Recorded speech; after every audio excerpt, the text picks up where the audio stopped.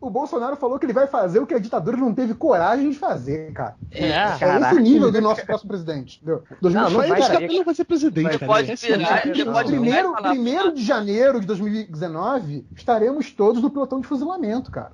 Como vítimas, tá? Não como... Cara, o Bolsonaro vai falar. Não, vou atirar primeiro. Não, o Bolsonaro vai falar, ó, podcast MDM 362. Bota todo mundo aí. Vamos fuzilar todo mundo. Inclusive, eu sei que vai ter galera que vai fugir pro Uruguai, então quem resolver ficar vai estar perdido, cara. Se não for no esquema dos caras, tá fudido. Quando ele assumiu o primeiro lugar na pesquisa, eu vou embora. Eu quero ver também esses caras, esses liberais aí que estão tudo agora agarrados no saco do Bolsonaro. Eu quero ver se o Bolsonaro ganha e começa aquelas estatizações, porque esses caras militaristas, é tudo isso, né? Ele vai querer reestatizar tudo, né? E tudo agora é do governo patriota. Aí eu quero ver, cara, essa galera. Gente, mas sejamos reais, ele não vai ganhar, não tem a menor chance de ele ganhar. Não vai, não tem como. Falavam isso do Trump. Eu não duvido.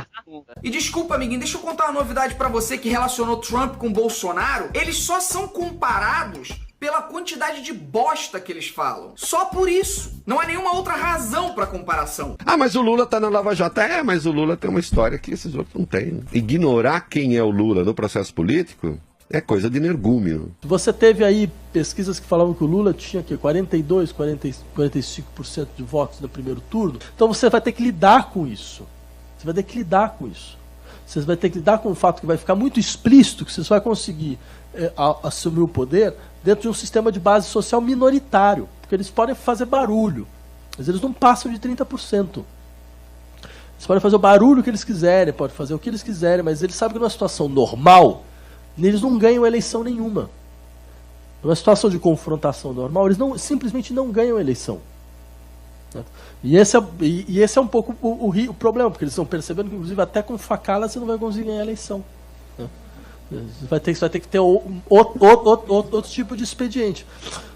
Não, sei lá, mas 13 facadas ele vai. 13 em 13, eu estava vendo, eu fiz a conta, de 13 facadas você consegue chegar a 51%. Né? Vai saber se é isso, não? Ele não desidrata por causa do temperamento, eu já falei sobre isso, já escrevi. Ele desidrata por falta de condições políticas, por falta de partido, de capilaridade, de base. Não se ganha eleição em rede social. Quando a campanha começar para valer, quando a máquina de moer do sistema começar a girar, a máquina do establishment, ele vai ser moído. Não tenho dúvida disso. Agora, a entrevista é um assombro.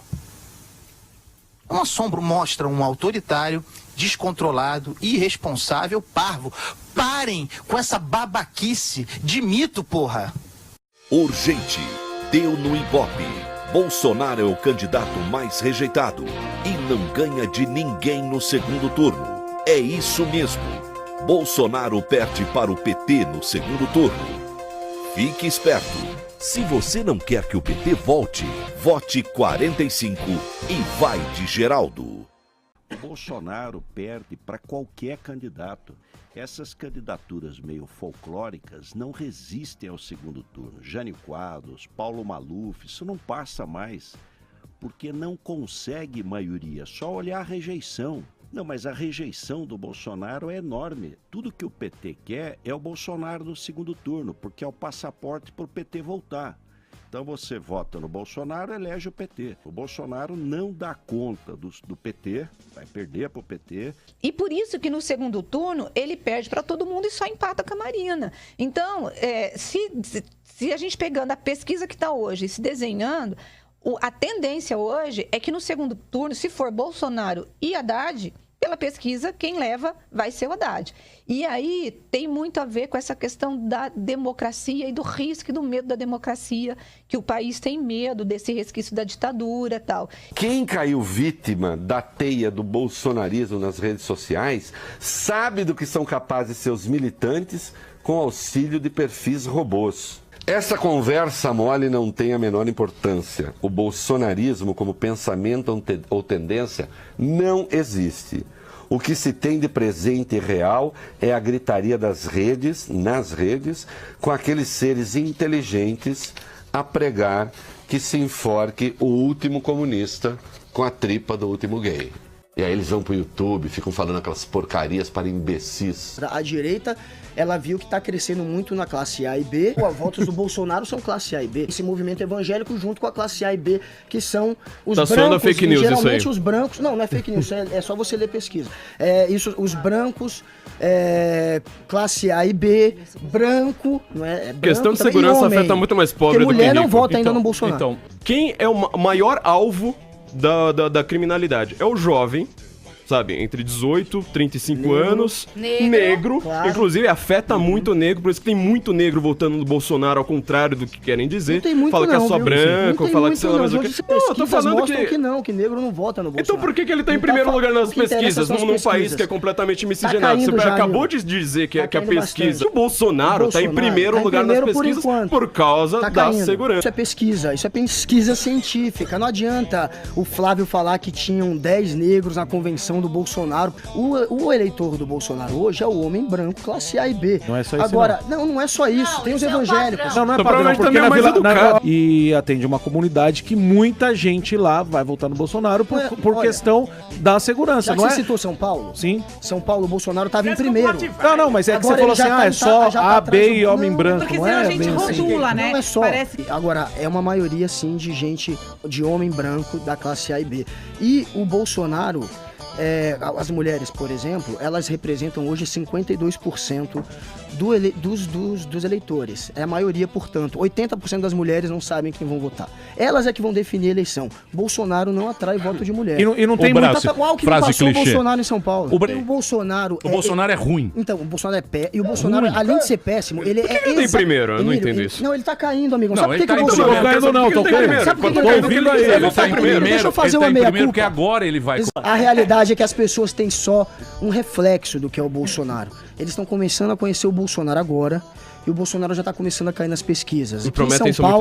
Aqui em São Paulo ele caiu já. Ele já está atrás do Alckmin e o Alckmin vai tomar muito voto dele ainda. Me corrija. Mas o Alckmin deu só com a favor. Eu acho que o Bolsonaro não disputa. Eu acho que ele não disputa e se disputar não tem chance, porque, sinceramente, eu acho que não tem chance. Eu acho que na hora, sabe...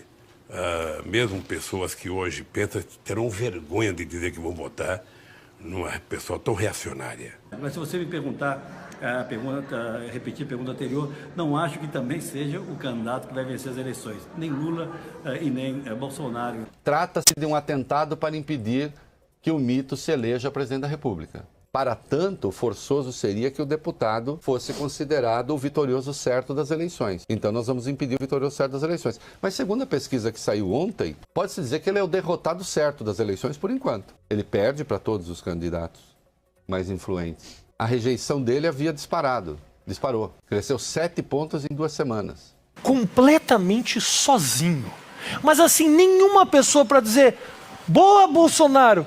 O senhor não se sente solitário? Mas é uma imagem que é triste. Não é 70 e não é 2, concorda? Quer dizer, tem uma margem de erro. Mas qual o tamanho dessa margem de erro? A gente está dizendo que uma em cada 5 pessoas vai votar no Bolsonaro? Alguém 20% é isso. Entendeu? A pesquisa Se a eleição fosse hoje... A pesquisa, então... Mas você não conhece ninguém que vota no Bolsonaro? Ele é impopular? Pessoalmente, ele é uma invenção do Datafolha? Mas a gente tá... Não. Eu também conheço um monte. Eu venho muito da geração otimista do governo do PT que não viu nenhuma merda acontecendo enquanto viva. Então, todas as coisas que foram acontecendo de 2014 para cá foi muito... Não, é óbvio que eles não vão conseguir dar um impeachment na Dilma. Foram lá e deram. Não, é óbvio que não vão passar reforma. Passaram. Aí agora eu tô com muito medo de estar nessa... É óbvio que o Bolsonaro não vai ganhar. Aí ele vai lá e ganha. Porque agora eu tô começando a ter uma série de choques de realidade... Cara, eu lembro do PT falando pra mim, quando eu fui entrevistar o Haddad, dizendo, não, pra gente é ótimo ir pro segundo turno com o Bolsonaro, vai ser fácil de ganhar, dizendo, cara, que ódio, cara, que me dá. Não, mas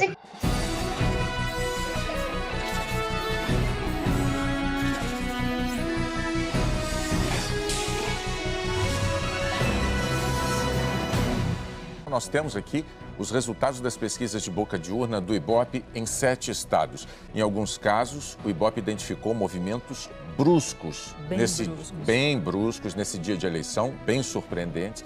E esses movimentos alteram alguns resultados das pesquisas que nós divulgamos ontem. A gente vai para os números do Rio de Janeiro e nós já alertamos, houve um movimento brusco em relação àquilo que se esperava. Segundo a boca de urna do Ibope, Wilson Witzel, do PSC, disparou e vai disputar o segundo turno com Eduardo Paes, do Democratas. Wilson Witzel, do PSC, aparece com 39% dos votos válidos. Eduardo Paes, do DEM, aparece com 21% dos votos válidos. Relembrando, Witzel, ontem, na pesquisa divulgada ontem, tinha 12%. Totalmente 12 dos válidos, 12. Eduardo Paes tinha 32%. E Romário tinha 20%. Exato. Também, na pesquisa Datafolha, esse número de boca de urna do Ibope realmente está completamente fora daquilo que também o Datafolha poderia intuir com os números de ontem. O que a gente pode dizer, eu acho, é que os institutos captaram o movimento, mas esse movimento continuou acontecendo e continua acontecendo, como diz você, no dia de hoje, porque as pesquisas mostram que o eleitor define cada vez mais tarde, uma parcela do eleitor decide na véspera, decide no dia e ao longo do dia de eleição, porque, como você lembrou, nem todo mundo vota no mesmo horário, nem todo mundo vota cedo. Minas Gerais, a pesquisa de boca de urna indica que Romeu Zema, do Novo, e Antônio Anastasia, do PSDB, é que vão disputar o segundo turno. Romeu Zema, do Partido Novo, aparece com 41% dos votos válidos. Antônio Anastasia, do PSDB, 29%. Fernando Pimentel, do PT,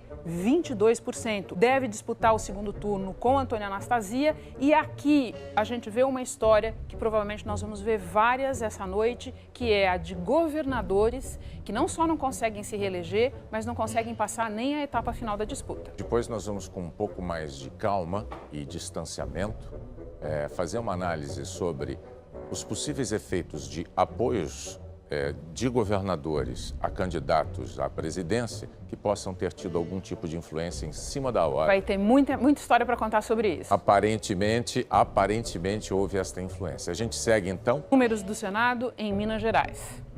E Dilma Rousseff, do PT, 15%. Quando você falava de reviravoltas, também para o Senado, essa talvez seja o principal exemplo, porque Dilma Rousseff aparecia durante toda a campanha, em todas as pesquisas, liderando a intenção de voto para o Senado. Mas o que surpreende é que ela aparecia em primeiro em todas as sondagens. E parecia consolidada a posição dela em primeiro lugar.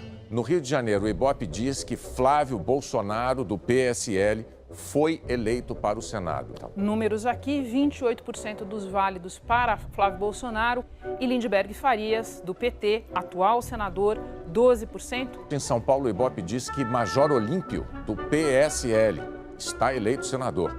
A segunda vaga é que está indefinida, Renata. Major Olímpio, do PSL, 24% dos votos válidos. Eduardo Suplicy, do PT, 15%. Neste momento, surpreende a posição de Suplicy em terceiro lugar. Major Olímpio, com esse desempenho, é um partido do candidato a presidente Jair Bolsonaro. Acho que é um fenômeno que a gente vai identificar muitas vezes na apuração. Gente que subiu nas pesquisas na esteira da subida de Bolsonaro. É isso aí.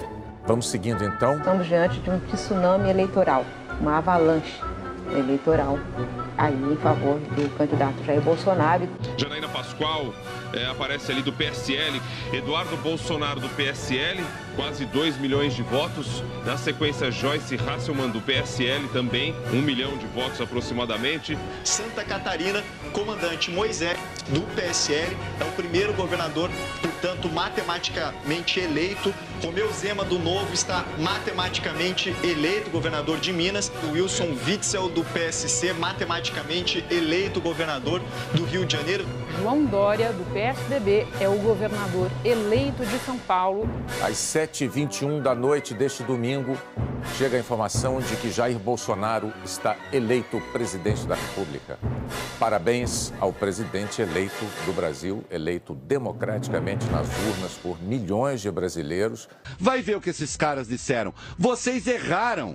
Vocês estavam errados. A estratégia de vocês era uma merda. Vocês não sabem nada. Não conhecem a temperatura das ruas, não conhecem a população, não conhecem a história que está sendo vivida aqui. E aí eles vão pro YouTube, ficam falando aquelas porcarias para imbecis.